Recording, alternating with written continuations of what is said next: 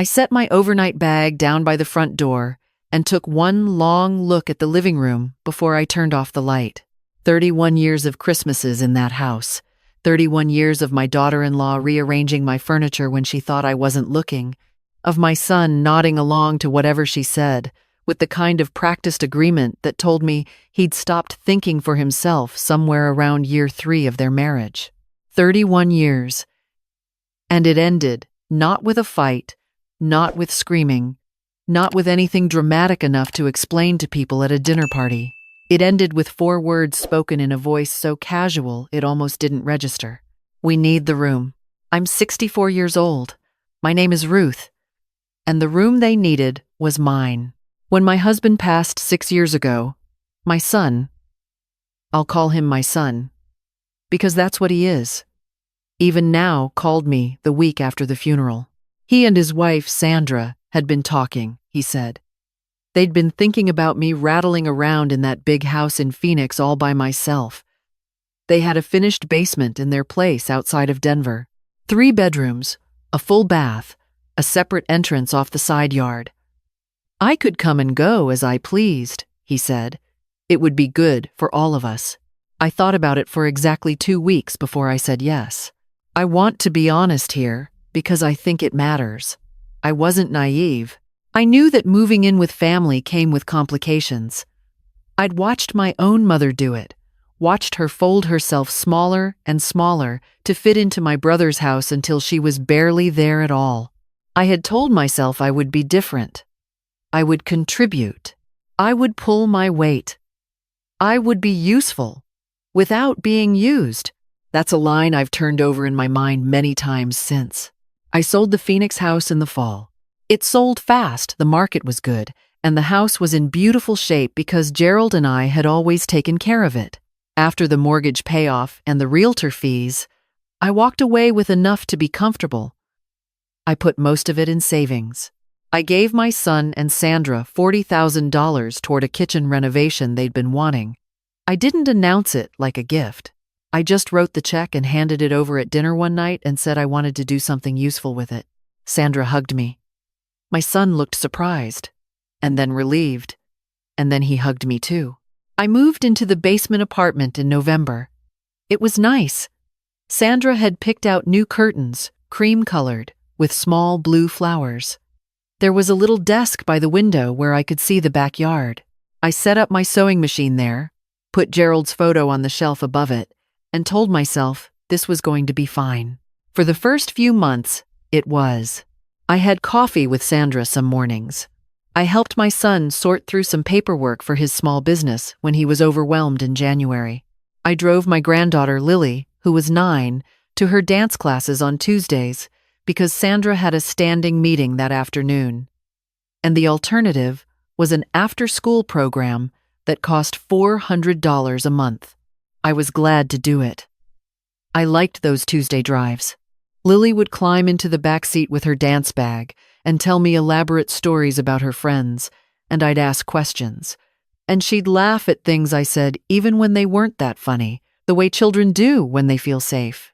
I need you to understand that I was happy during those drives. Spring came. Sandra's mother, Carol, visited for 2 weeks in March. Carol was 71 and lived in Florida, and had the kind of loud, cheerful confidence that filled a room immediately. She and Sandra were close in the way that mothers and daughters are sometimes close finishing each other's sentences, laughing at references I didn't have the context for, wandering the kitchen together at 9 in the evening, in their robes looking for snacks. I smiled at all of it and told myself it was lovely that they had that. I ate dinner downstairs both weeks Carol was visiting. Nobody suggested it. Nobody said anything at all. I just noticed that the dinner table upstairs sat 4 comfortably, and there were now 4 people using it, and so I quietly began heating up soup in my own kitchen at 6 o'clock and watching the evening news. On Carol's last night, Sandra knocked on my door and brought me a plate of the lasagna she'd made for the family dinner. It was wrapped in foil, still warm. She said they'd missed me at dinner. I thanked her and said I hadn't wanted to crowd the table. She said, "Oh, Ruth, you never crowd anything." I don't think she meant it the way it landed. By summer, I had become the solution to problems I hadn't been asked to help solve. My son mentioned on a Monday that their regular sitter had canceled for Friday. They had a work function to attend. And I said I was happy to watch Lily. Then it was not just Lily but also her younger brother Caden, who was 6 and needed constant supervision around anything with a cord or a sharp edge.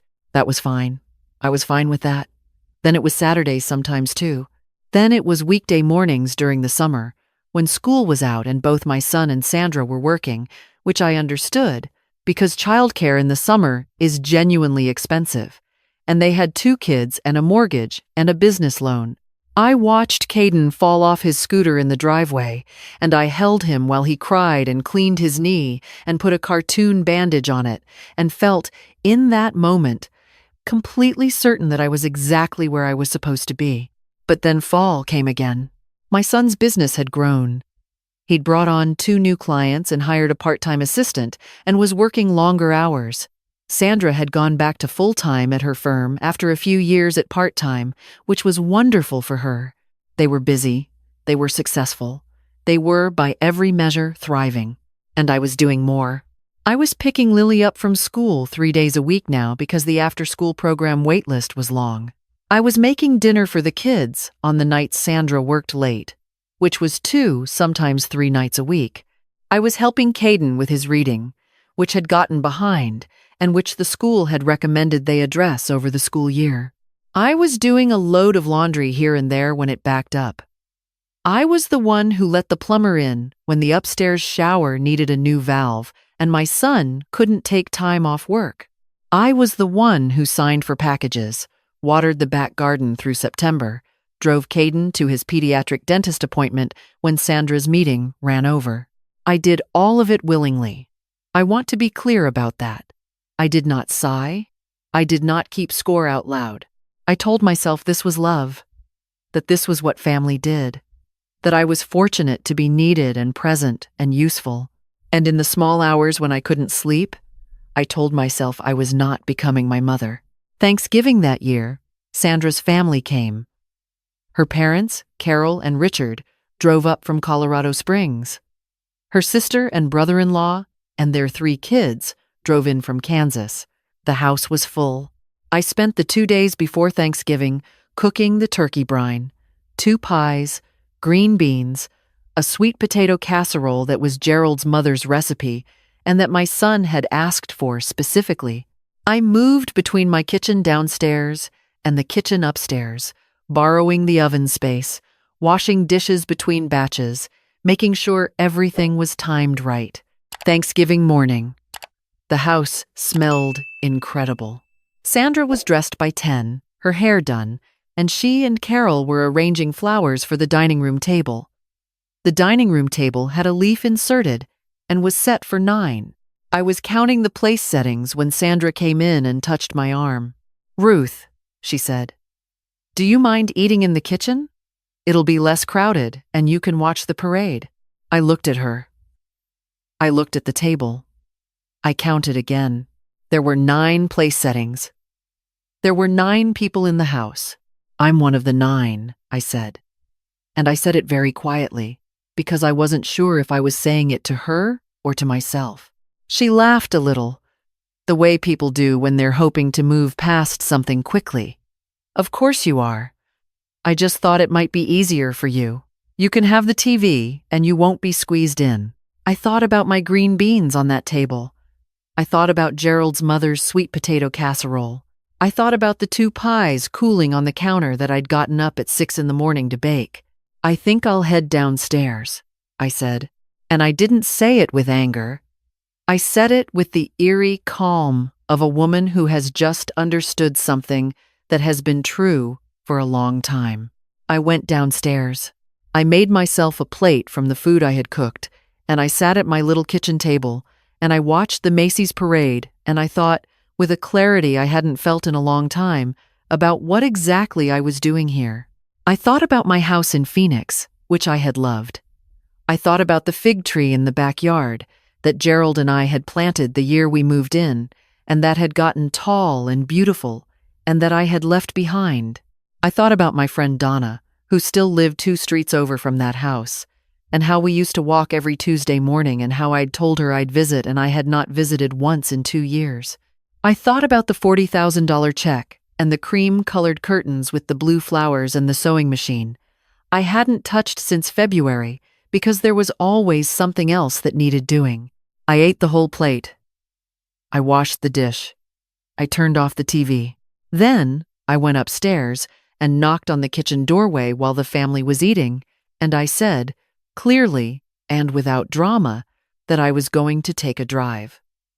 My son looked up, confused. Sandra was already turned back toward the table. Carol was telling a story. Lily waved at me. I drove to a diner 20 minutes away that was open on holidays because it was that kind of place, and I ordered coffee and a slice of pecan pie, and I sat there for an hour and a half, reading a paperback I'd had in my bag for 3 months and had never had time to open. That was the first day I understood that I had made a terrible trade. I didn't leave immediately. I want to be honest about that, too. There wasn't a single clean break. There was a month of thinking. There was a long phone call with Donna, sitting on my bed with the separate entrance door locked, talking in a low voice about what my life had looked like before and what it looked like now. There was a conversation with my doctor at my December checkup where she asked how I was doing, and I started answering in the standard way and then stopped and said, "Actually, I'm not sure." She handed me a referral to a counselor and said, "It's worth figuring out." I went. 3 sessions in. The counselor, a calm woman with reading glasses she wore pushed up on her head, asked me to describe a typical week. Then she said, "Ruth, when's the last time you did something because you wanted to, not because someone needed you to?" I thought about it for a long time. "The diner," I said. "Thanksgiving." She wrote something down.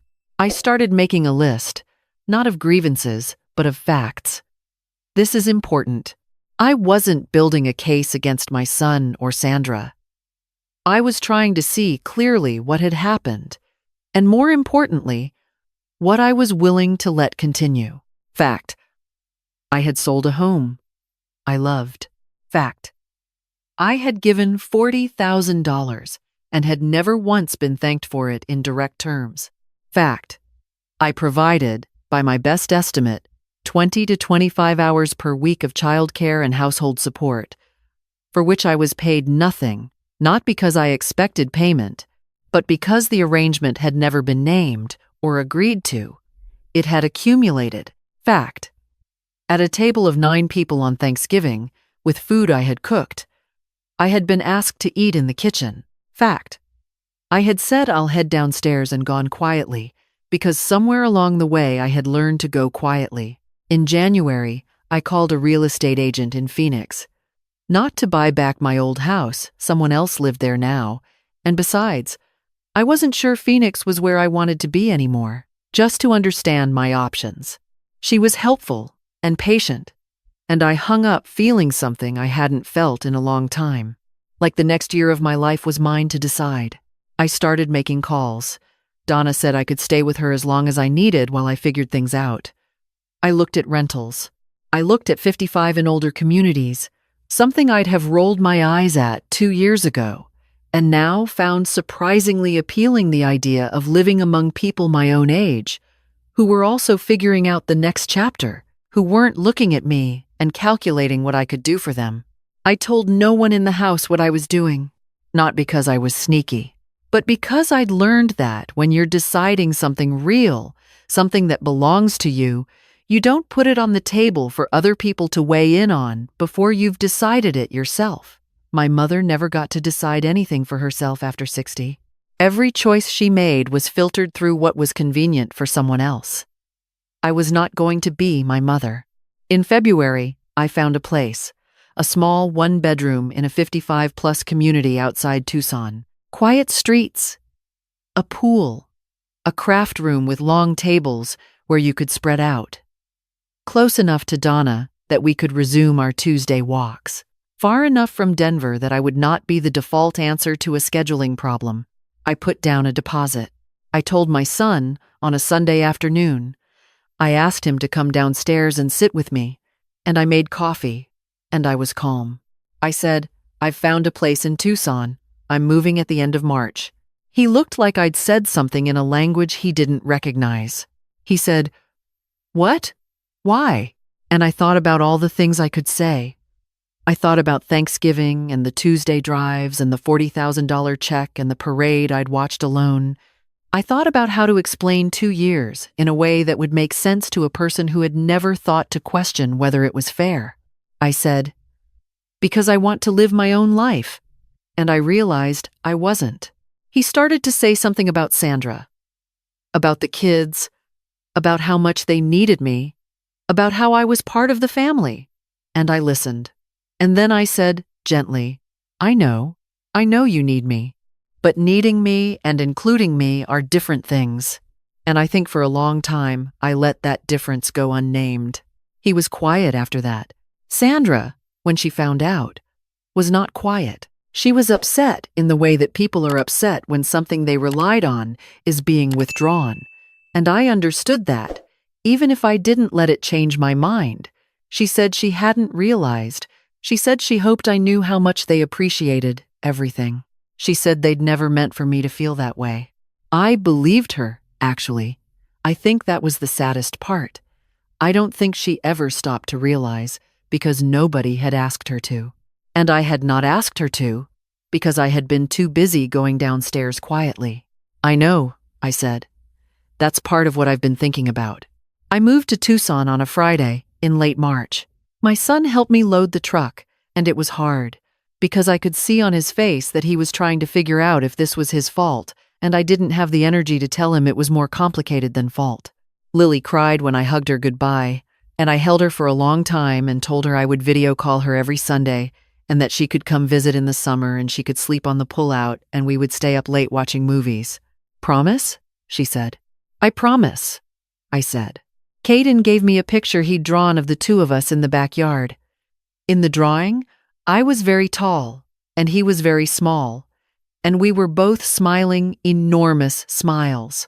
I folded it carefully and put it in my purse. I drove the truck myself. I had a playlist.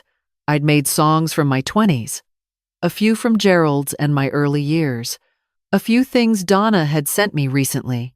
I stopped at a Cracker Barrel in New Mexico for lunch because I wanted to, and I sat at a table by the window, and I watched the parking lot, and I felt something settling into place, like a house that has been leaning gradually for years and has finally been set on its foundation again. I arrived in Tucson at 5:30 in the afternoon. The light was golden in that particular desert afternoon way that I had missed more than I'd known. My neighbor across the walkway, a woman named Barbara who had a loud laugh and an herb garden on her patio, came over when she saw the truck and helped me carry boxes. She handed me a bottle of white wine when we were done and said, "Welcome. First night in a new place is always the strangest one." We sat on my patio and drank the wine, and she told me about the craft room and the Thursday movie nights and the woman 2 buildings over who organized hiking groups for anyone interested. She asked me what had brought me to Tucson, and I told her, in the short version, and she listened and nodded and didn't offer any opinions about my son or Sandra or the Thanksgiving table, which I appreciated. When she left, I went inside. My boxes were stacked in orderly groups: kitchen, bedroom, sewing corner. I'd budgeted a whole weekend to unpack. There was no one waiting for me to cook dinner, no one's schedule to plan around, no one's problem that was also somehow mine to solve. I set Gerald's photo on the windowsill where the morning light would hit it. Then I made myself a cup of tea, sat down on the floor among my boxes, and opened the paperback I'd carried in my bag since November. I read until 11 o'clock. That was 8 months ago. I'll tell you what's true now. I talk to Lily every Sunday. She told me last week that she's thinking about wanting to be a marine biologist when she grows up, and I looked up 3 books about ocean science and ordered them to be shipped to her. She called me when they arrived. Very excited. We talked for 45 minutes. My son texted afterward and said, "She carries those books everywhere, Mom. Thank you." I go on the Thursday hikes. They're not difficult hikes.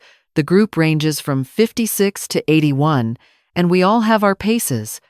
But the desert air is real, and the conversations are good.